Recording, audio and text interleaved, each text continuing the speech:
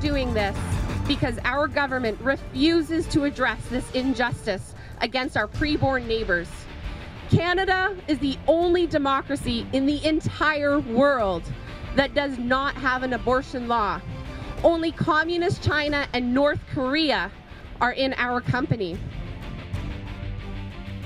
Interesting stuff. Welcome back to the arena. I'm Michael Corrin. 100,000 small flags to represent 100,000 abortions today in Ottawa. It's the work of We Need a Law. It's a very interesting group, a pro-life group. Kitchener MP Harold Albrecht supports the group and the cause. He joins us now from Ottawa. 100,000 flags, that's quite incredible. It was incredible, Michael, to see 100,000 blue and pink flags, realizing that each one of those flags represents a life lost. It was, it was a great, vivid image of what's happening in Canada. Now, I think I know a lot of people are surprised when they're told there is no abortion law at all in this country. Yes, they are. And even people who are sort of passively pro-choice, that they're surprised at that. I have to say this, though.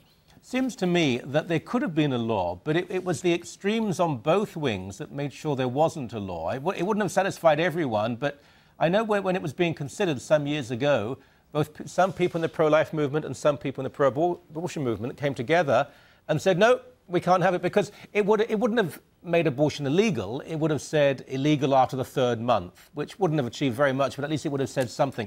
Am I right in that interpretation? Yes, Michael, I think you are. And the problem with the previous lessons that we've learned, I guess we could say, is that there was that all or none principle. And we have learned since that, I think we've learned a lot, and that we have to make incremental steps if we're going to change the hearts and minds of people. And that's why, for me, the vivid picture today of those 100,000 flags on Parliament Hill is an educational piece that will hopefully wake up Canadians and help them to see that it is a big problem. Yeah, well said.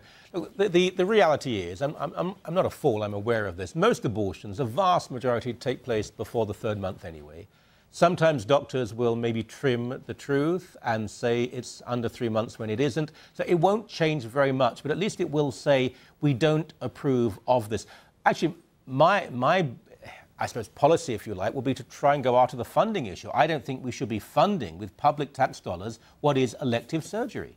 Well, again, I think it comes back to an educational piece. I'm a firm believer that we can make all kinds of improvements on the number of lives lost and reduce that number dramatically by good education, by informing mothers what is actually happening within them, by teaching fathers and others who are responsible to make these decisions that this is not just a clump of cells. If you show a picture of a 6-week-old fetus to a mother who's carrying that little one, and just help them to understand without judging them, have you thought about really what is happening here?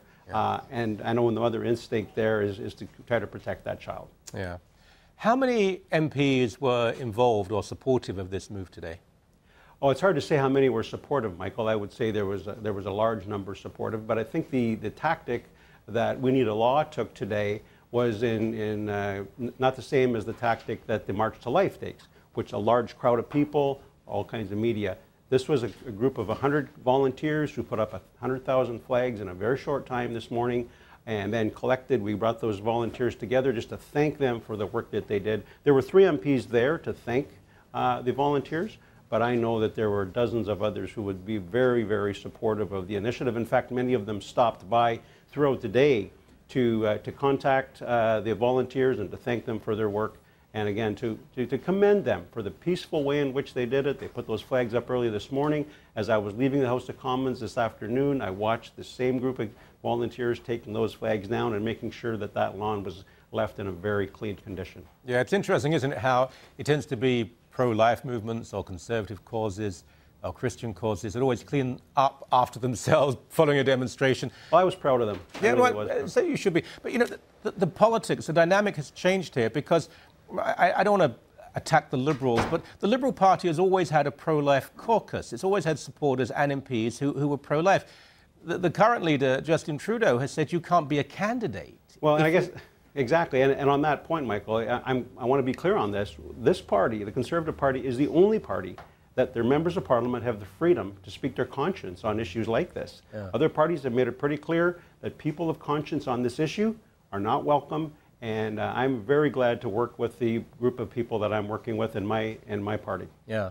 I find it staggering, and I realize some people watching will say, well, he's against abortion, he would say this. But there is a strong tradition on the socialist left and the liberal left of being pro-life. People who may be anti-war, they may be anti-capitalist, but they believe in the sanctity of unborn life. Those people, they are the ones, not the conservatives, who've been told there is no place for you anymore in this party. Right, and again, I just want to repeat what I said, that in my party, I am very clear. I've been very clear through 3 elections now, and hopefully a 4th next year, that my position has been pro-life, will continue to be pro-life, and that regardless of the number of people in my riding who may choose otherwise, I will continue to promote a culture of life. And I'm very, very thankful to work in a party with that freedom.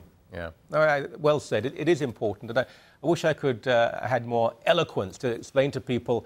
I honestly do believe there is a viable debate here, and I respect all opinions, but I don't respect those who try to control simply one side. You will speak, you will not be allowed to, particularly on such a poignant and profound issue. Look, realistically speaking, though, the government hasn't done much, if anything. Is there going to be any change? Well, it's hard for me to speculate as to what the future will hold, Michael, but you do remember that in the last Parliament there were a number of initiatives that came to the House of Commons. They were put to a vote. Members of Parliament chose to turn those votes down.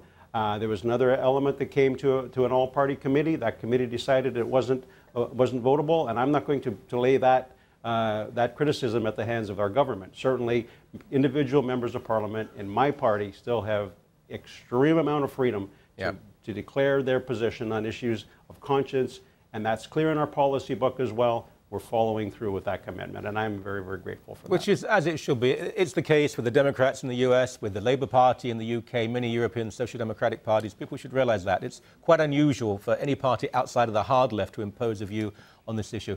Always a pleasure. Thank you so very much indeed. Thanks, Michael.